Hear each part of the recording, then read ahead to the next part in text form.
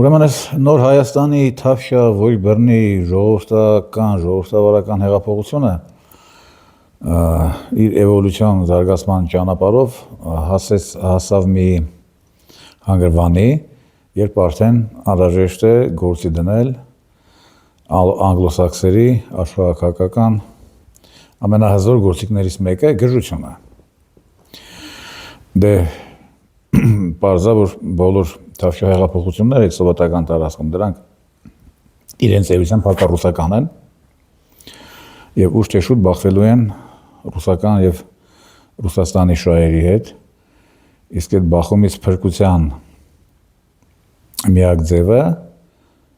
գժությունն է։ Օրինակ տեսեք ինչ տեղի ունեցավ մի քանի տարի առաջ Մոլդովայում։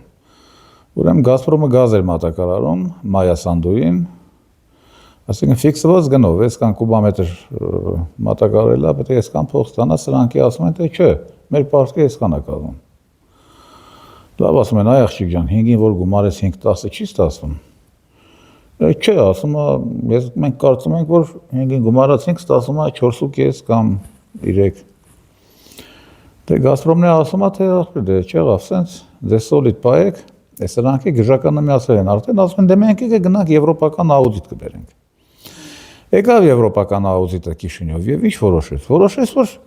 ճիշտը Մայա Սանդուի թիվն է, գժականը։ Հիմա սա երեք ասում է, որ մենք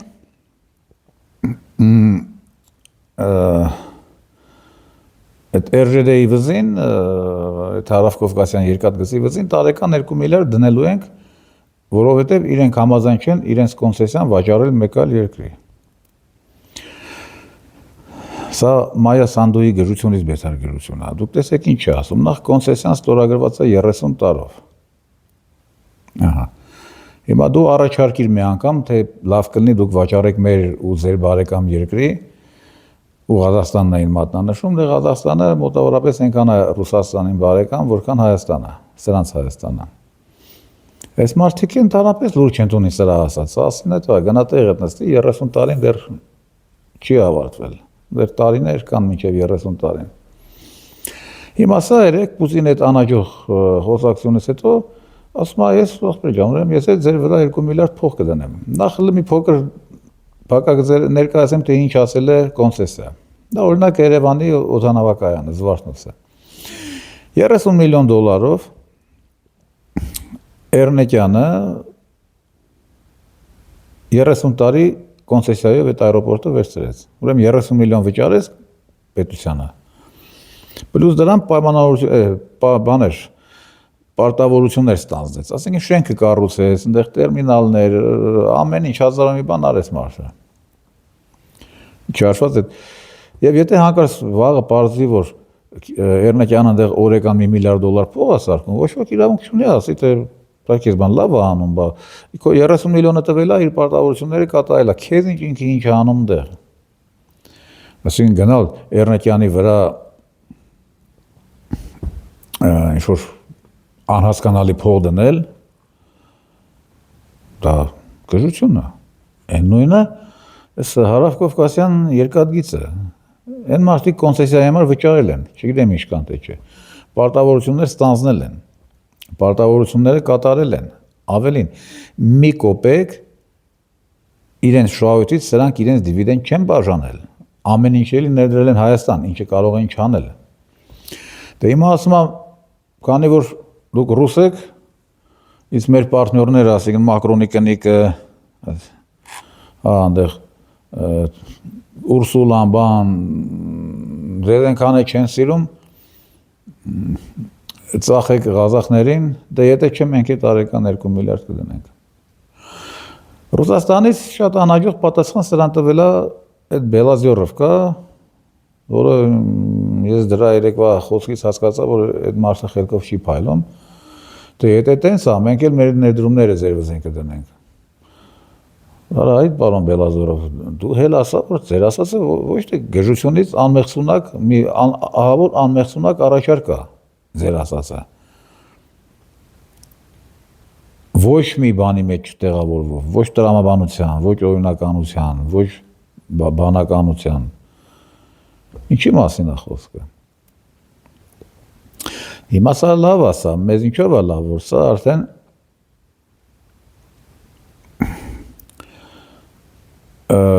փորձում է արդեն գտնել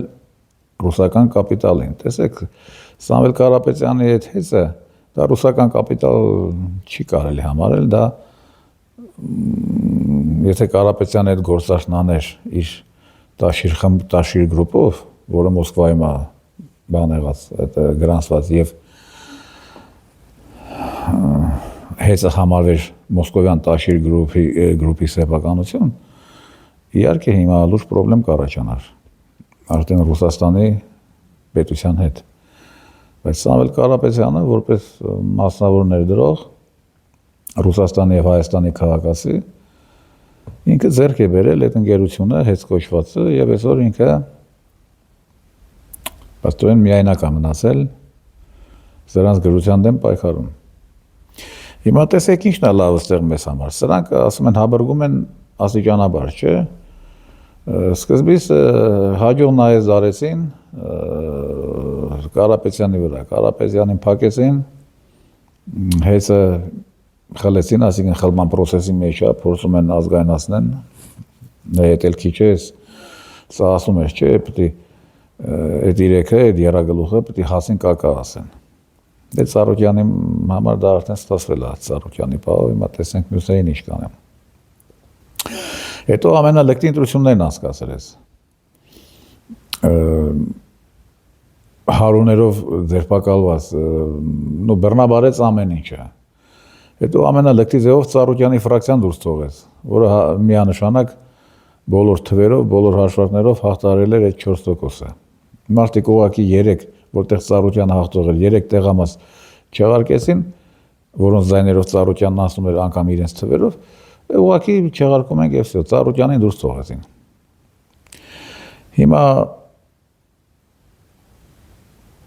լուրջ փորձանքի են հանդիպել Պուտինի այս սահմանափակումների հետ։ Ճիշտ կարելի կլինի դրանք սանկցիա է կիրառել։ Հիմա չի համոզում են մարդը, չի բանանում։ Ինչ անի, դե սրան ասել են դու գնա ուրեմն արդեն գրությունը սկսի։ Եվ սա երեք սկսեց իր գրությունը, որը կտևի շատ երկար, եւ կարծում եմ մինչեւ նրա վերջի օրը Հայաստանի ժողով վարչապետի պաշտոնում։ Հիմա տեսենք ռուսները սրա գրությանը ոնց կարձագանքեն։ Ինձ թվում է անձամբ Պուտինը ծպտուն չի անի, ուղղակի կանտեսի սրա ամեն ինչը։ Կսպասի սրա կողմից ինչ-որ կոնկրետ քայլերի, ասենք։ Այսինքն այն տիպի քայլերի, որոնք նա կիրառեց հեծի պահով, հա։ Եվ այդ դեպքում սրանք արդեն կտեսնեն, թե ինչ ասել է ռուսական կապիտալին, արդեն կարող է այլ վայրերում կարդան Բիսմարկ, հասկանան, որ ռուսների փողին չի կարելի կպնել։ Ընդհանրապես ռուսների մի քանի զբաղմունք կա, որ այդ զբաղմունքների ձևերով չի կարելի ռուսերը զբաղվել, ուղղակի խիարը թարս կբուսնի եւ կմնա Հայաստանի բոլոր գրանտակիրների քամակներում։ Հիմա Ծառուկյանի անարխիայի հետ կապված, ստորության հետ կապված Ծառուկյանի պարտնյորը Նիկոլայ Վինիսկի, որը բաժնեմասեր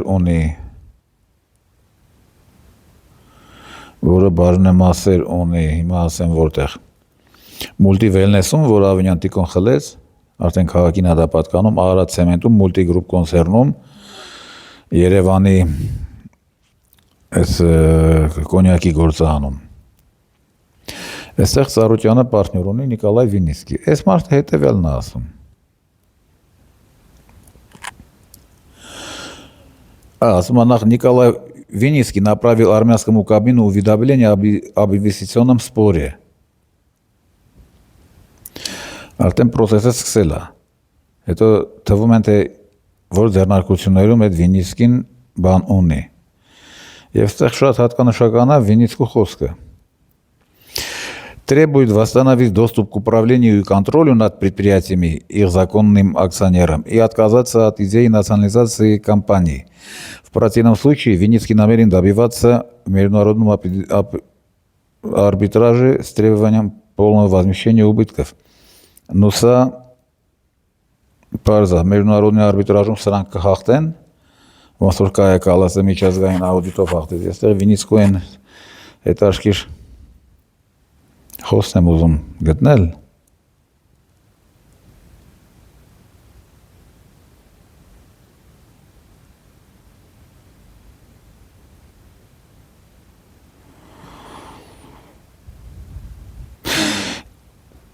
Инвестор требует, Винницкий Насигин, от правительства Армении воздержаться от дальнейших неправомерных действий и решить возникшие вопросы мирным путем. Мирным путем. И per инвестора требует решить вопросы мирным путем. Մեծասեմեց Վինիցկինովա։ Ինգա փողատեր անձնավորությունա, ինվեստորա, թե որ չափով ծառության հետ պարտներություն անում, բայց ես ասեմ, որ նա Փաշինյան Նիկոլի հետ չսիրած աշխարհի գեներալներից է։ Ասենք գողականն է, հա։ Մարդը ասում է եկեք միրնին պուտյոմ։ Հակառակ դեպքում ինքը գիտեք ինչ կարող է անել։ Ես մոտավորապես դրա մասշտաբը թափը օրինակ կա վերջի ուշ տեշուտ ինչ-որ մի պարլամենտական դելեգացիա ստեղից պիտի գնա Ռուսաստան, Մոսկվա։ Եկե բռնի Ռուբինյան, Ռուբո, այնտեղ ելով ինչ թափտոպ կլինի այնտեղ Բադալյան, Լուլու, Մոլու Դրանից մի քանիսին կաստրացիա կանի, հետո այդ զվերով զվաձեղի կերսին, դե կասեք գնացեք Փաշինյան Նիկոլին պատմեք համը։ Ինչից եք զվաձեղ կերել, ով է պատրաստել, այսինքն սա այդ մասն է, էլի, դրա համար, ինչ ասեմ, Փաշինյանի ֆրակցիան ու կառավարությունը սրապեսներից կփրկի մենակ ամենազոր Կրզոն։ Կրզոն դե ուրիշ է, չէ՞։ Կրզոն ուրիշ է, հանցագործ աշխարհում է շատ հարգված, հանցագործ աշխարհները գիտի թե Երևանի ամենալավ տեղին հին Երևանի 14 տարիում պատճառով անստե խոսքը Ֆիդասի մասին է, արդեն 80-ից մարդ է։ Բոլորը լավ գիտեն իրան, իր թափը գողականում, Պարսենյան ջունջուլը ինչ թափով գողական է, ինչ տղեկի հետ է նստում հելնում, ինչ թափտպուկ հզոր գողականներ հետ է նստում հելնում։ Բայց նայեք Երևան ովքեր են դրա 4 կողմը ֆրֆռում, բայց սարսափում է դրանց կողքերից անցնել։ Որը կգա դրանց անուններով կանադառնանք, բայց ոչ եթերում, այլ վայրերում։ Զորաբյան Զորիկն է իր Երևանում նախկին հայկական դեպուտատ։ Արսենյան Ջունջուլի հենարանը, հույզը, այդ ձեռքը Ինչևէ, այսպես բաներ կան աշխարհում։ Այսօր ինչ ասեմ, դե մի հայ են, դե շուն գել մերոնք են, չէ՞, մի անգամ թեկուզ Իովանեսյան Դանիելն են, ես պրոս ուղղա զգուշացնում եմ, կոլեից զգուշ մնան։ Սա Լուկաշենկոյի մեջ, Լուկաշենկոյի մոտ առաջի պրախոդ ունեցող անձնավորությունն է, Կոլումբիայից մինչև Չինաստան, ներառյալ Ուզբեկստանը իր բոլոր հիանալի բարքերով այդ բրասկի կրուգով, որը ժամանակին Օբաման իր արևին պատժամիջոցներ կիրառեց։ Իդեպ հայ տղայան դեղ ունենք շատ հիանալի անձնավորություն Լազար Մարտիրոսյան Մարտունեցի։ Ինչևէ, զգուշ է պետք մնալ, կյանքը տես բան է։ Այսօր խոսում եք ժողովրդավարությունից, թե բա մենք ստիպված մեր ժողովրդավարությունը պետք է ռուսներից պաշտպանենք, Ծառուկյանին թալանելով, այս կողմ են կողմ, Ծառուկյանի հետ են այս մարդու եք թալանում, որ արա, վաղը կբռնի ձեր չալաղաջներից խորոված կպատրաստի ու զաստավից կանի դուք զղթեք։ Զվաձեղը որ պրստեք, եժան համարեք բախտեր հետ բերած։ Սենց բանատյանք։ Ինչ ասեմ, իհարկե, Ծառուկյանը ահավոր վատ բան արեց բոլորի գլխին, ահավոր սխալ գործեց, ամեն մի սխալ պատիժ պահանջում է և իհարկե պիտի պատժվեր, բայց նախ լավ գոնե պատժողը մարդ լինի, իրեն հավասար մարդ լինի։ Ոչ թե sense թափտպուկներ, ոչ թե Իվանիսյան Դանիել կամ դրանք երեք կամ Փաշինյան Նիկոլ։ Եվ հետո ոնց կարելի է մարդուց ամեն ինչ խլել, ամեն ինչ։ Հասկացանք, տնտեսական հանցանքներ կան։ Հա ինչ-որ, օրինակ, մեր ձայնը դուրս չի գալիս են Գագիկ Խաչատրյանի համար, որը բիզնեսով երբեք բիզնեսմեն չի եղել, հա դրա ռասկուլաշիտ են արել մինչև վերջը դրան է, բայց այն մարդը, որը մեր բոլորի աչքերը 30 տարի կառույց է, իրոք մարդահագին բան արեց երկրի համար, ավելի շատ քան ուստա Գրզոն, քան ուստա Ջունջուլա Արսենյան, որոնք սպեկուլյացիայից, լկտիությունից բացի ուրիշ բանով չեն, սրանից բան խելելուց բացի ուրիշ բանով չեն զբաղվել իրենց կյանքում։ Ոնց կարելի է ասենց վարվել։ Հետո սրանք ախր մեկ այլ օրենք են խախտում, աշխարհով մեկ ընդունված եւ աշխարհով մեկ կիրառվող։ Խոսքը առաջի միլիոնի մասին է։ Ջոն Ռոքֆելերը ավակը, այդ հսկայական դինաստիայի եւ շատ բանի հիմնադիրը, Exxon Mobil-ի միազնյա տերն էր ժամանակին։ Դե հետո դա դարձավ համաշխարհային կորպորացիա։ Ինչ էր ասում էր, ես պատրաստ եմ պետությանը զեկուցել իմ ամեն մի սենթը, բայց երկրորդ միլիոնից սկսած։ Այսինքն ոչ մի պետություն առաջի միլիոնի մեջ չի մտնում։ Չի մտնում ուղղակի։ Նայում են, դա եւ սխալ է մարդկայնորեն, եւ շատ դժվար է, եւ ահա որ հղի է շատ տհաճ նախադեպերով ու շատ տհաճ բաներով։ Օրինակ մենք մի հատ միլիարդատեր ունենք, ես կարծում եմ ամենահարուստ հայ միլիարդատերն է։ Ամենահարուստն է աշխարհում Լարի Գագոսյան, որը ինքը բան է, արվեստագետ է, ինքը գալերեշիկ է։ Արվեստի գործեր է վաճառում, գալերեաներ ունի, նկարիչ է սարքում, կարող է քակից մեծ նկարիչ դարձնի կամ մեծ նկարիչին քակ դարձնի։ Օրինակ Էռնստ Նեիզվեսնի կար իբր դիսիդենտ, հանճարեղ սկուլպտոր բան, ինքը որի մեջ ծանոթացավ, ինձ ինչ էր ասում այդ աշխարհաճակ մարդը, ասում էր ախպեր Հովնանյաններով կարաս ինձ հանես Գագոսյանի վրա։ Նախագահներ են ընդունում բան, բայց երկու բան չէր կարող վաճառել։ Ես ասի հա կփորձեմ։ Այդ կարգի մարդը։ Ինքը ինչ արեց։ Ինքը 90-ականների սկզբին թե 80-ականների վերջին ինքը հսկայական փողով եկավ Նյու Յորք։ Եվ ինքը ամբողջությամբ գնեց Էնդի Վորքլին։ Վորքլը դեռ կենթանի էր այդ ժամանակ։ Ամբողջությամբ հազարներով կտավ։ Թե ինչ գնով է գնել, ես չգիտեմ, բայց ես գիտեմ, որ 90-ականների կեսերին, առաջի կեսին ինքը վաճառում էր Վորքլը 300,000-ով։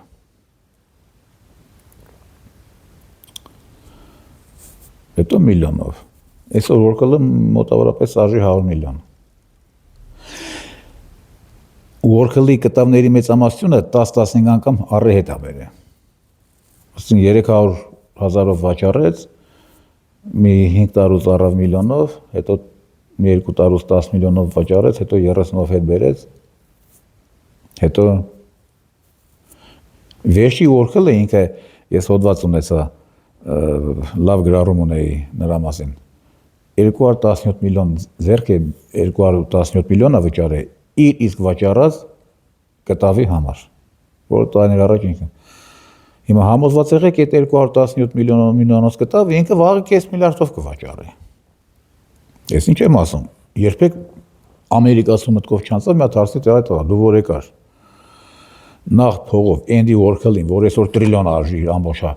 դու կոպեկներ միլիոններ ծախսես բարձր, այդ միլիոնները քեզ որտեղից։ Որտեղից։ Բա։ Սա այդ առաջի միլիոնի խորհուրդն է, որին ոչ մի երկրում չեն կպնում։ Ну եթե իհարկե արյուն չկա դրա հետևը կամ բան չկա։ Այսօր Ամերիկայի հարուստ մարդկանցից է, Forbes-ը չի կարող դրա ճշգրիտ ունեցվածքը գնահատել, դա է Սամվել Կարապետյանի, ասենք, Ռիոն չէ կամ Ռայկին Պլազան չէ Մոսկվայում, որը ասում են այսօր այս Ռայկին Պլազան արժի 100 միլիոն, այդքանը գրում են Սամվելի վրա, այդպես գումարում, ասում են, հա, Սամվել Կարապետյանի ունեցվածքը կազմում է 4 միլիարդ, չէ։ Դե մի արի գնայի դրա պայսներում քանի է թուրքը կա, որոնք ամեն րոպե կարող են 300 միլիոն դառնալ։ Այսինքն սրանք անգամ այդ կանոններն են խախտում։ Դե գրանտակերներ են դրանք։ Իսկ գրանտակերն ինչ է։ Գրանտակերը չունի ազգ, չունի սեր, չունի սեքսուալ օրիենտացիա, ինքը ամեն ինչ կարող է լինել։ Չունի սրբություն, չունի հավատք, չունի նամուս, չունի ամոթ։ Գրանտակերներ կան, որ ես զարմանում եմ, ինչ երեսով են դուրս գալիս այս փոքր երկրի, այս փոքր մայրաքաղաքը։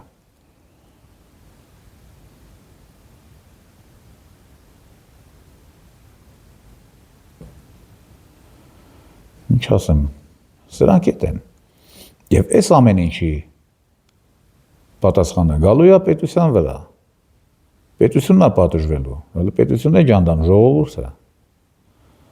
Ես ուրախ ասեմ հայ ժողովրդին, համոզված եմ եւ ես ինքս ուզում եմ դա։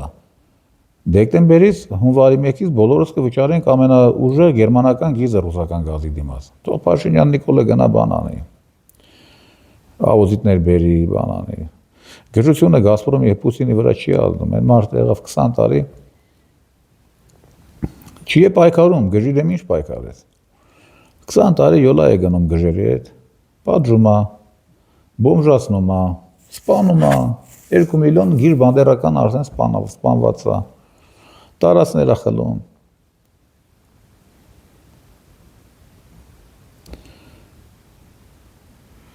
Դե եթե այս ազգը այդ ճանապարհն ընտրել,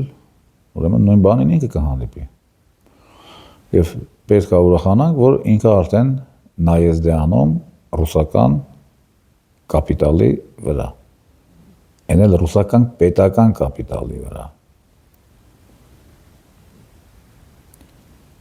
Իսկ թե Բիսմարքն ինչ ասե, փորձեմ մեջ բերել, ասում է ռուսները միշտ գալիս են իրենց փողերի հետևից, երբ եկան, ոչ մի ճիզվիտական արդարացում ձեզ չի փրկի։ Մարդը ասում է ворերը դյուղեք ու դիմացեք։ Սրանք քանի որ այդքանը չգիտեն, սրանք անյուղ կդիմավորեն այդ փորձանքի օրը։ Սրանք խառնել են, պեղսել են ամեն ինչը, սրանք արդեն այս Նիկոլայ Վինիսկին իրոք պատական մարդ չի, որ նրա մասին լսել է կամ Մինսկը լավ գիտի, Մոսկվան լավ գիտի, որ պատկերացնում է ռուս օլիգարխատի ռոմանտիկ կապերը հանցագործ աշխարհի հետ, Կոլումբիայից մինչև Չինաստան։ Ինքը լավ գիտին թե այս մարդը ով է, եւ եթե ասում է այս մարդը ուղղակի խնդրում է, ասում է ներվից հետ մի խաղ, давайте мирный путем է գրում։ Ոչ մի բիզնեսմեն կներեք էլի միրնի պուտի անուն չի տալիս։ Ինքը միտումնավոր չի արի, ուղղակի իր էությունն է դա, ինքը միրնի պուտ է ասում։ Խաղաղ ճանապարհով։ Ինչ ասեմ։ Իհարկե չենք խղճալու Փաշինյան Նիկոլի թիմի ապագա զոհերին, ինչ էլ որ դրանց անեն։ Մենք անձամբ ես կուրախանամ, կողջունեմ։ Սպասենք ես սրանց գժության, թե սրանց գժությունը մեզ ուր կհասցնի, Հայաստան ուր կհասցնի, կարևորն է, որ այս գժականը սրանք արդեն միացրել են։ Ըստ ամերիկյան հրահանգների, ըստ ամերիկյան շկոլայի, որը բոլոր երկրներում միանման է գործում, թե Մոլդովայում, թե Հայաստանում, թե նույն բանն են անում, նորից ինչ են անում, իսկ աշխարհի լուրջ մարդիկ գիտեն դրա պայքարելու եւ այդ գժերին պատժելու ձևերը։ Հավելեմ, որ Արեգ Կարապետյանի տունն էին այսօր բան արել, շմոն արել, խուզարկումների են գնացել, ինչպես միշտ առավոտ շուտ, որ փոքր երեխա կլինի այդ տղի տունը երևի, անպայման սարսափեցնեն, հարևաններին բան անեն, նեղություն տան, վկաներ են պետք չէ, պլիգաններ կազմեն, խայտարակ անեն, թե ինչ են տարել, չգիտեմ, Կարևորը Նարեկին չեն տարել, բայց Նարեկը թող շատ չուրախանա, նրան վաղը չեմ սորը կտանեն։ Կամ երկրորդ նիստի օրը։ Դե ժողովուրդ վարչապետը ասել է, չէ, որ բոլոր ձայները փողով գնվել են։ Եվրոպան հաստատել է։ Ռուսաստանը չի համաձայնել, չի հաստատել։ Նախինը հավատացել է, որ թե Կարապետյանը, թե Ծառուկյանը, թե Քոչարյանը բացառապես նախ փողով են բոլորին, ասում ես էլ եմ փողով ծրել։ Նախիրը հավատացել է, Եվրոպան, դեմոկրատական արևմուտքը հավատացել է, ուրեմն դեռ 30 միլիոնի բազար եկա, ուրեմն Նարեկն է կգնա կնստի, ոչինչ, դա բան չի։ Սենց դեպքերում տատս ասում էր, իմ քերին որ նստած էր, քերից մի քիչ գողական էր, Քորկոլայի ընկերն էր, Վարդան Հոկասյանի հոր, Սլաբոդկի մի քիչ ճարպիկ տղա էր, էլի երբեմն նստում էր, տատս ասում էր, թե Լենինի պես մարդ է նստավում, միտով մեր երեխան են նստի, իրան մխիթարում էր, Լենին ու Ստալինն էլ են նստի, միտով մեր երեխան են նստի։ Ոչ նստուր, եթե Քոչարյանն է նստի, Սամվել Կահորովպերն է նստի, ոչինչ թող մի ամիս է տղան նստի, մինչև տեսենք այս խայտառակության վերջը որը կլինի։ Բաժանորդագրվեք իմ ալիքներին, Facebook-ում նաև շատ շուտով կհանդիպենք։